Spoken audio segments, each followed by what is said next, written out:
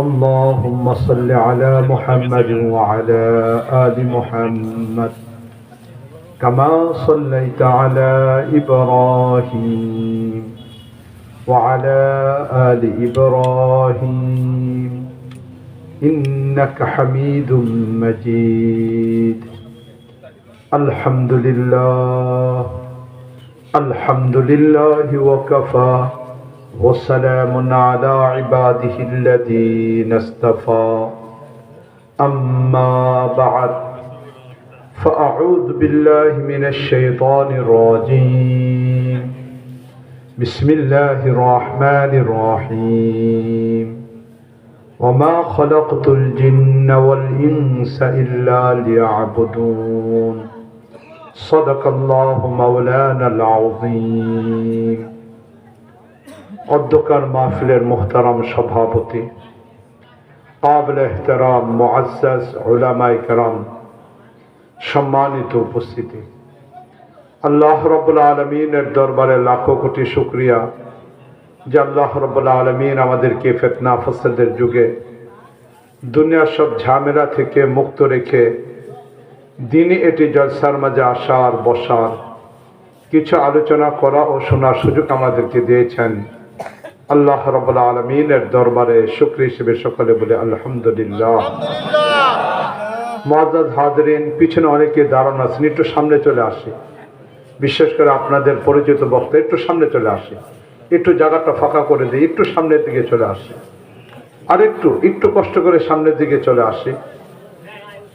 আমাদের সকলের পরিচিত বক্তা, বাংলাদেশের উল্লেখযোগ্য আলেম হযরত মাওলানা ওলিউল্লাহ সাহেব কাছাকাছি চলে আসছেন। খুব লম্বা চড়া আমি আলোচনা করব না, আমিও এমনি নিয়ত করে এসেছিলাম যে হয়তো 12টা পর্যন্ত আলোচনা করব।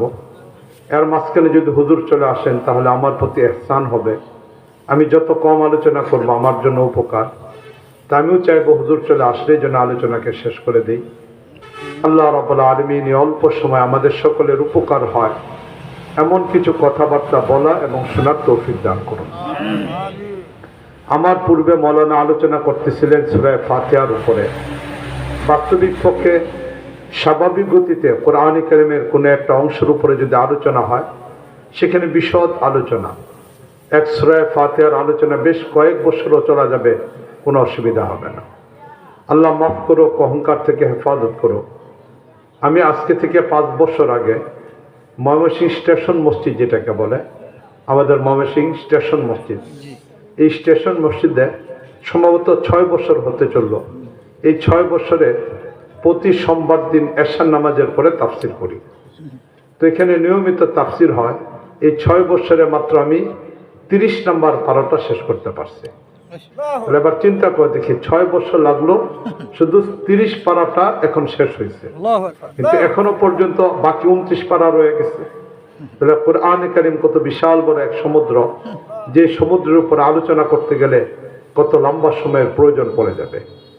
তা মৌলানা সময় পাচ্ছিলেন না, অল্প সময় অল্প কিছু আলোচনা করছেন। তো মৌলানার জন্য আমরা দোয়া করি আল্লাহ রাব্বুল আলামিন তার ইলম এবং আমলের মধ্যে বরকত দান করুন এবং বাস্তবিক পক্ষে কোরআনে কারীমকে আমাদের জীবনে বাস্তবায়ন করার তৌফিক দান করুন। মুআজ্জাজ হাজিরিন, আমি এখানে আসার পরে দেখলাম যে আমার বিষয়বস্তু দেওয়া আছে সূরা নিসা। আসলে সূরা নিসার উপরে আলোচনা কোন দিক থেকে করব, কোন জায়গা থেকে করব, এক বিশাল বড় সমুদ্র না, অস্পষ্ট একটা শব্দ এখানে উল্লেখ করা যে কোন জায়গা থেকে আলোচনা করা হবে, এটা বিশাল বড় একটা ব্যাপার। যে কথাটা বললাম সূরা ফাতিহা, এটার উপরেই তো মৌলানা আলোচনা শেষ করতে পারে নাই। সূরা নিসার মধ্যে তো আল্লাহ রাব্বুল আলামিন আরো বিস্তারিত আলোচনা করেছেন।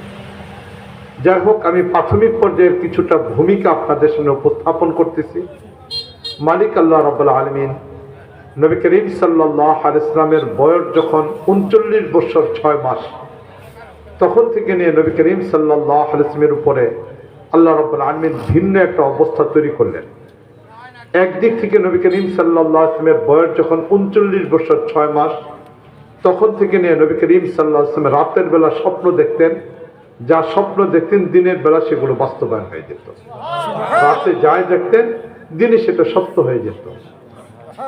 এই 6 মাস অবস্থা একদিক থেকে রাতের বেলা স্বপ্ন, দিনে বাস্তবায়ন, অপর দিক থেকে সুম্মা হুব্বিবা ইলাইহিল খালাউ, নবী করিম সাল্লাল্লাহু আলাইহি ওয়াসাল্লামের কাছে একাকী থাকাটা আল্লাহ রাব্বুল আলামিন পছন্দ করে দিলেন। এখন নবী মানুষের সাথে কথা বলতে ভালো লাগে না, পরিবার পরিজনকে ভালো লাগে না, মানুষের সাথে আড্ডা দিতে ভালো লাগে না, বরং নবীর এখন একাকী থাকতে ভালো লাগা শুরু হলো। এমন অবস্থায় নবী করিম সাল্লাল্লাহু আলাইহি ওয়াসাল্লাম এই নির্জনের সময়গুলোকে কাটানোর জন্য তখন নবী করিম সাল্লাল্লাহু আলাইহি ওয়াসাল্লাম তালাশ করা আরম্ভ করলেন, কোথায় গিয়ে নির্জনে ইবাদত করা যায়, নির্জনে থাকা যায়। নবী করিম সাল্লাল্লাহু আলাইহি ওয়াসাল্লাম জানতে পারলেন মক্কাতুল মুকাররমা থেকে দক্ষিণ দিকে প্রায় 3 কিলোমিটার দূরে একটা পাহাড় আছে, এই পাহাড়ের মধ্যে একটা গুহা আছে।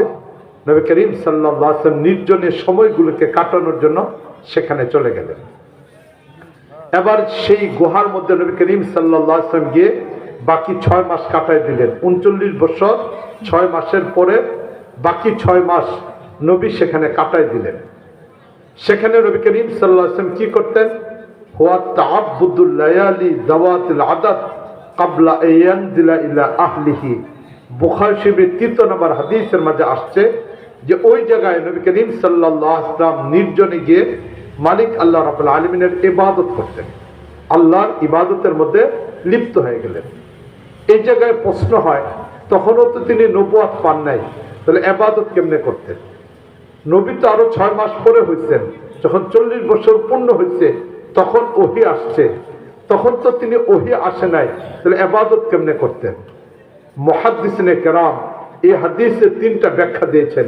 1 নম্বর ব্যাখ্যা, নবী করিম সাল্লাল্লাহু আলাইহি ওয়াসাল্লাম তখনও পর্যন্ত মিল্লাত ইব্রাহিম, হযরত ইব্রাহিম আলাইহিস সালাতু ওয়াসসালাম যিনি মুসলিম জাতির পিতা ছিলেন, সে ইব্রাহিম আলাইহিস সালামের ধর্মের কিছু কিছু নীতিমালা তখনও পর্যন্ত বাকি ছিল, নবী সেখানে গিয়ে সেগুলিকে পালন করতেন। মিল্লাত ইব্রাহিমের উপরে সেখানে গিয়ে নির্জনে ইবাদত করতেন। এই হলো 1 নম্বর উত্তর। 2 নম্বর, তাফাক্কুর ফি খালকিল্লাহ। নবী করিম সাল্লাল্লাহু আলাইহি ওয়াসাল্লাম আল্লাহর সৃষ্টিজীবের ব্যাপারে সেখানে বসে বসে চিন্তা ভাবনা করতেন। আল্লাহর সৃষ্টিজীব নিয়ে ফিকির করা এটাও ইবাদত। নবী করিম সাল্লাল্লাহু আলাইহি ওয়াসাল্লাম সেখানে এই ইবাদতটা করতেন। 3 নম্বর, ওই জায়গা থেকে কাবা ঘর দেখা যেত, তাহলে কাবা ঘরের দিকে তাকিয়ে থাকা এটা আল্লাহ রাব্বুল আলামিনের ইবাদত ছিল। কেননা পৃথিবীতে কাবা ঘরের উপরে প্রতিদিন প্রতি মুহূর্তে মালিক আল্লাহ রাব্বুল আলামিন 120টা রহমত বর্ষণ করেন। তাহলে প্রতিটা মুহূর্তে কাবা ঘরের উপর আল্লাহ রাব্বুল আলামিন 120টা রহমত বর্ষণ করেন। এই 120টা রহমতের মধ্য থেকে আল্লাহ রাব্বুল আলামিন 60টা রহমত তাদেরকে দেন যারা কাবা ঘরের দিকে সরাসরি নামাজ পড়ে, তাদেরকে আল্লাহ রাব্বুল আলামিন দান করেন। যারা কাবা ঘর তওয়াফ করেন তাদেরকে আল্লাহ রাব্বুল আলামিন 40টা রহমত বর্ষণ করেন। আর যারা কাবা ঘরের দিকে তাকিয়ে থাকে তাদেরকে আল্লাহ রাব্বুল আলামিন 20টা রহমত বর্ষণ করেন। এই জন্য কাবা ঘরের দিকে তাকিয়ে থাকাও এটা আল্লাহ রাব্বুল আলামিনের ইবাদত। কাবা ঘরের দিকে তাকিয়ে থাকা এটা একটা ইবাদত। তো এইভাবে মালিক আল্লাহ রাব্বুল আলামিন প্রতিটা মুহূর্তে কাবা ঘরের উপর আল্লাহ রাব্বুল আলামিন 120টা রহমত আল্লাহ রাব্বুল আলামিন নাযিল করেন। 60টা রহমত হলো যারা কাবা ঘরকে সামনে রেখে নামাজ পড়ে। এই জন্য যারা মক্কা মদিনায় যাবে তাদের জন্য উচিত হলে এটা দোতলাতে উঠে নয়, বরং নিচতলাতে কাবা ঘরকে দেখে যেন নামাজ পড়ে তারা, তাহলে এই সওয়াবটা তারা পেয়ে যাবে। হোটেলের মধ্যে থাকলো সওয়াব পাওয়া যাবে না, এরকম ভাবে অন্য কোথাও নামাজ পড়লো সওয়াব পাওয়া যাবে না, বরং 60টা রহমত আল্লাহ তাদেরকে দেন যারা কাবা ঘরের দিকে সরাসরি চেহারা রেখে সামনে রেখে নামাজ পড়ে। আর 40টা রহমত যারা কাবা ঘর তওয়াফ করে, 20টা রহমত যারা কাবা ঘরের দিকে তাকিয়ে থাকে। এই জন্য কাবা ঘরের দিকে তাকিয়ে থাকতে কিছুক্ষণ পরে চোখ দিয়ে পানি পড়া শুরু হয়। রহমত কাকে বলে? রহমত বলে রিক্কাতুল কলব, হৃদয়টা নরম হয়ে যাওয়া। এই যে মানুষ যখন হৃদয়টা নরম হয়ে যায় তখন তার চোখ দিয়ে পানি পড়া শুরু হয়ে যায়। এই জন্য কাবা ঘরের দিকে তাকায় থাকলে কিছুক্ষণ পরে দেখবেন চোখ দিয়ে পানি পড়া শুরু হয়ে যায়। এই জন্য এই যে নবী করিম সাল্লাল্লাহু আলাইহি ওয়াসাল্লাম সে কাবা ঘরের দিকে তাকিয়ে থাকতেন। এইভাবে নবী করিম সাল্লাল্লাহু আলাইহি ওয়াসাল্লাম আরো 6 মাস কাটাইলেন।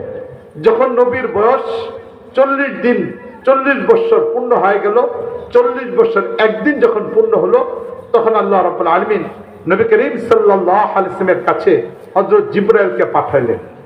এই যে 6 মাস যাবত নবী করিম সাল্লাল্লাহু আলাইহি ওয়াসাল্লাম এই হেরা গুহাতে আছেন, এই সময়টা মাঝে মাঝে নবী স্ত্রী আমাদের আম্মা জান হযরত খাদিজা রাদিয়াল্লাহু তাআলা আনহা যাইতেন, কখনো খাবার নিয়ে যাইতেন, কখনো পানি নিয়ে যাইতেন, আবার মাঝে মাঝে নবী আসতেন। কিন্তু এই 6 মাস এই জায়গায় নবীর সাথে আর কেউ দেখাও করে নাই, তিনি একাকী ছিলেন। জমিন থেকে প্রায় 3500 ফিট উপরে এমন একটা জায়গা, এই জায়গায় হেরা গুহা, এখানে নবী ইসলাম ছিলেন। হেরা গুহাটা হলো জমিন থেকে 3500 ফিট উপরে, এটার থেকে আরেকটু উপরে হলো গারে সোর, যেখানে নবী হিজরতের পথে গিয়েছিলেন, সেখানে 3 দিন পর্যন্ত ছিলেন গারে সোর, সেটা প্রায় 4000 ফিট উপরে। এর চেয়ে আরো বেশি পরিমাণ উপরে হলো তুর পাহাড়, যেখানে মূসা আলাইহিস সালাম আল্লাহ রাব্বুল আলামিনের সাথে কথা বলার জন্য গিয়েছিলেন, আল্লাহকে দেখার আবেদন করেছিলেন। এই জায়গাটা হলো জমিন থেকে 8500 ফিট উপরে, 8500 ফিট উপরে। এবার চিন্তা করতে কত বিশাল উঁচু। এবং এই জায়গাতে দিনের বেলা উঠা হয় না, রাতের বেলা উঠতে হয়। একে হলো অনেক উঁচা দুর্গম পথ। এবার রাতের বেলা যখন মানুষ উঠে, নিজের সাথে লাইট রেখে এরপর আস্তে আস্তে উঠে ওই চূড়াতে যদি কেউ দিনের বেলা দেখে ভয় পেয়ে যাবে, এই জন্য উঠতে পারবে না। এই জন্য রাতের বেলা নির্জনে উঠা হয়। আল্লাহ রাব্বুল আলামিন এই 3টা পাহাড়ে আমাকে ওঠার তৌফিক দান করতে। গারে সরু গিয়েছি, গারে হেরাতেও গিয়েছি, এবং গত কয়েক মাস আগে যে ফিলিস্তিনের কথা বললো, মিশরে যখন গিয়েছিলাম তখন আমাদের ইচ্ছা ছিল যে এই জায়গাতেও যেন যাই, যেখানে মূসা আলাইহিস সালাম উঠেছেন, ইবাদত করেছেন। এরপরে আলহামদুলিল্লাহ আমরা সেখানে উঠছি, 7 ঘন্টা সময় লাগছে। শুধু হাঁটতে আস্তে আস্তে উঠতে 7 ঘন্টার উপরে সময় লাগছে। অনেক দুর্গম, অনেক কষ্ট করে সেখানে উঠতে হয়। তো যাই হোক, তো বলতেছিলাম নবী করিম সাল্লাল্লাহু আলাইহি ওয়াসাল্লাম এই গারে সোরের মধ্যে এতদিন পর্যন্ত নবীর কাছে কেউ যায় নাই, শুধু নবী একা ছিলেন। মাঝে মাঝে আমাদের আম্মা জান খাদিজা রাদিয়াল্লাহু তাআলা যাইতেন, খাবার নিয়ে, পানি নিয়ে, প্রয়োজনীয় বস্তু নিয়ে যাইতেন। এবার যখন নবীর বয়স 40 বছর 1 দিন হয়ে গেল, তখন হঠাৎ করে এই জায়গায় এক ব্যক্তি এসে উপস্থিত। তিনি স্বাভাবিক মানুষের আকৃতিতে আসলেন। এসে তিনি বললেন, ইকরা ইয়া মুহাম্মদ, মুহাম্মদ তুমি পড়ো। এবার যখন বলল যে তুমি পড়ো, নবী করিম সাল্লাল্লাহু আলাইহি ওয়াসাল্লাম 40 বছর পর্যন্ত কারো কাছে লেখাপড়া করেন নাই। নবী আবার উত্তর দিলেন, মা আনা বিকারইন, আমি তো পড়তে পারি না, আমি তো পড়তে পারি না। যখন এটা বলল, বলার পরে এবার এই ব্যক্তি নবী করিম সাল্লাল্লাহু আলাইহি ওয়াসাল্লামকে জড়িয়ে ধরলেন, কাছে টান ফাআখাদানি।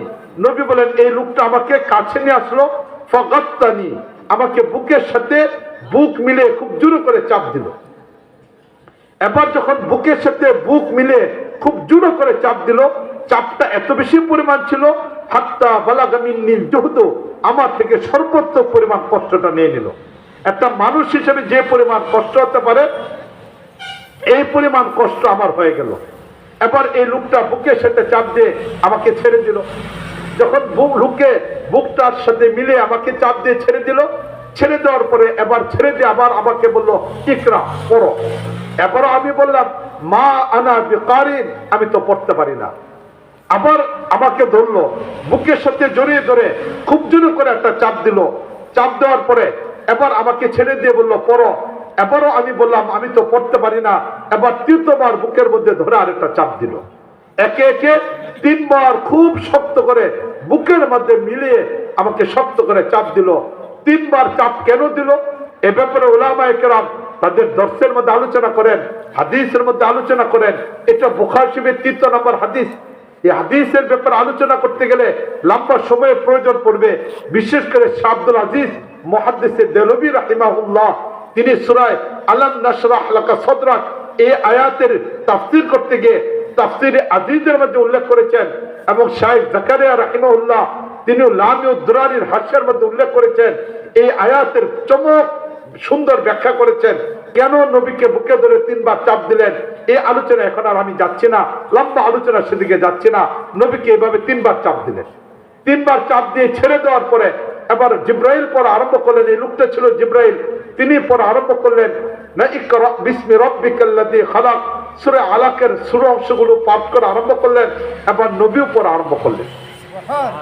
এই যে তিনবারের পড়ার পরে নবীর মধ্যে ওই যোগ্যতা চলে আসলো, যে যোগ্যতাটা জিব্রাইলের মধ্যে ছিল ওহী নেওয়ার মতো, এই যোগ্যতা নবী করিম সাল্লাল্লাহু আলাইহি ওয়াসাল্লামের ভিতরে চলে আসলো। এবার নবী করিম সাল্লাল্লাহু আলাইহি ওয়াসাল্লাম এই জিব্রাইলের সাথে পড়লেন, পড়ার পরে এবার জিব্রাইল চলে গেল।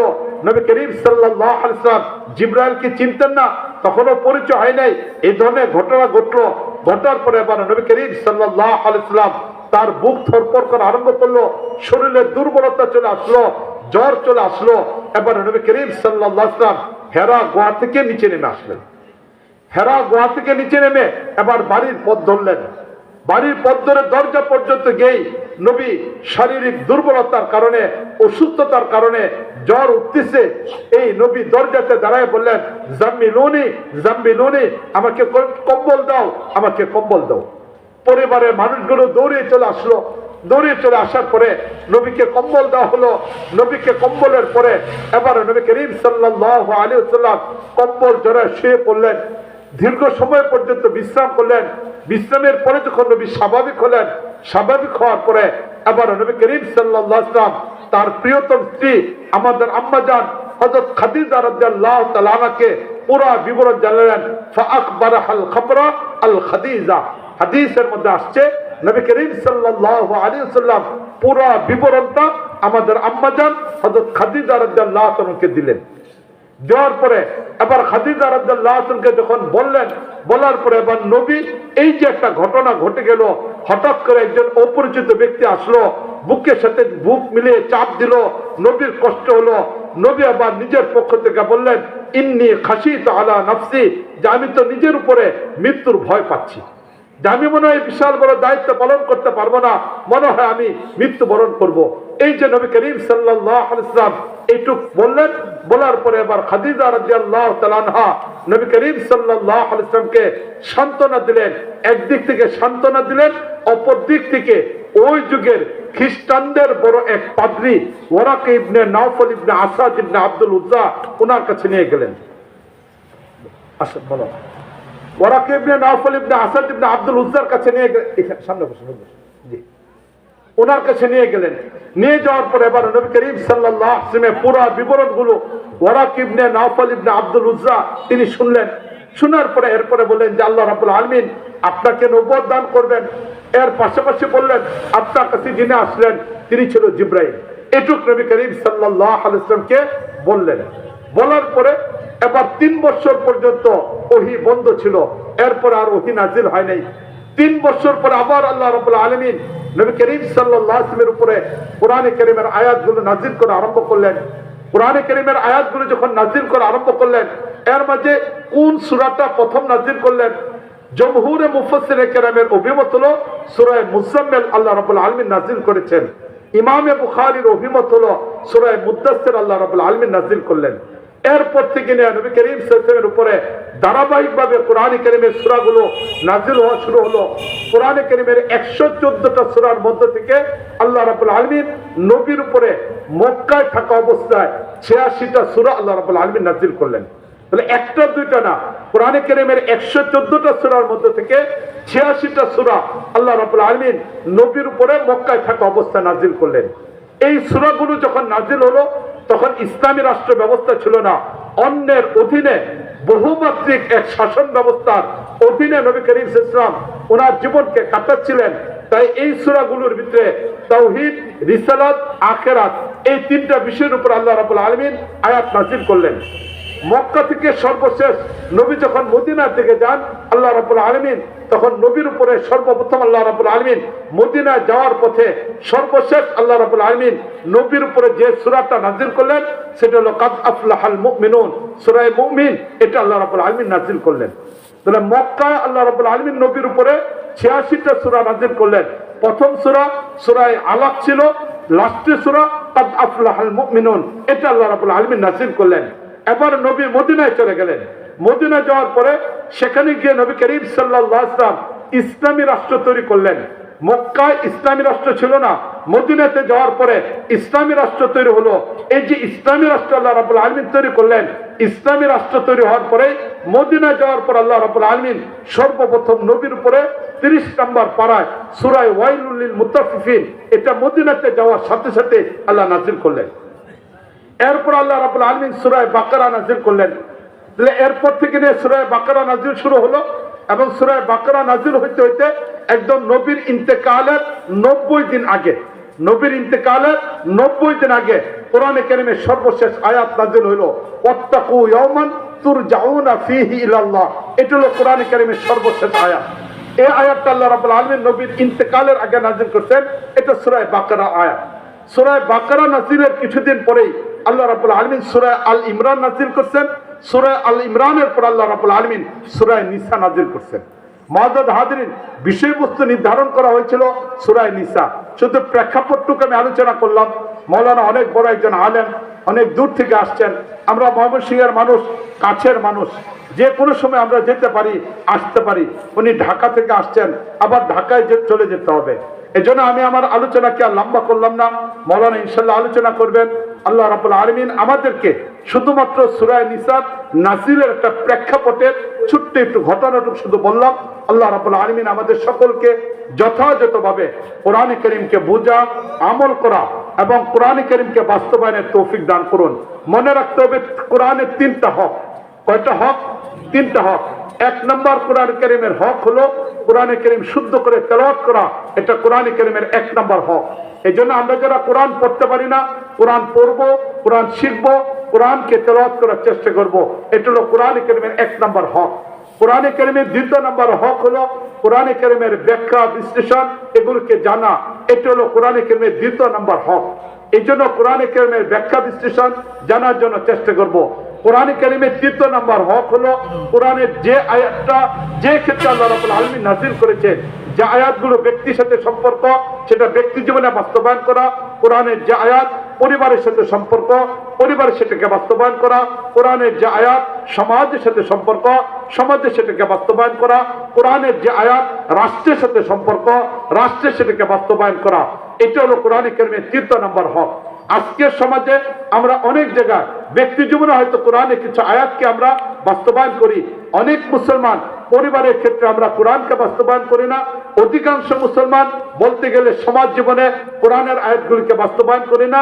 সামগ্রিকভাবে আজ 54টা বছর হয়ে গেল, 90% মুসলমান আমরা কোরআনকে রাষ্ট্রভাবে বাস্তবায়নের চেষ্টা করি না। ঠিক না বলেন? এটা এই জন্য আমাদের সকলের উচিত হলো কোরআনের 3টা হককে সামনে রেখে চলার জন্য চেষ্টা করব। নাম্বার 1 শুদ্ধ করে তেলাওয়াত।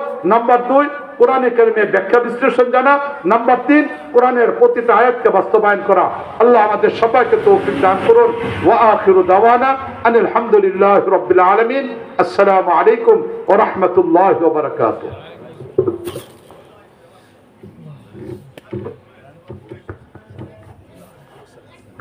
আলহামদুলিল্লাহ, অত্যন্ত চমৎকার আলোচনা করতেছিলেন হযরতুল আল্লাম হযরত মাওলানা মুফতি মাহবুবুল্লাহ কাসিমি সাহেব।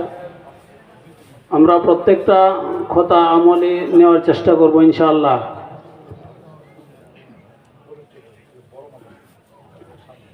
এখন আপনাদের সামনে প্রধান আকর্ষণ সাইকুল হাদিস আল্লামা মুফতি ওলিউল্লাহ সাহেব দামাত বারকাতুহুম, জামিয়া কারিমিয়া মাদ্রাসা, রামপুরা, ঢাকা।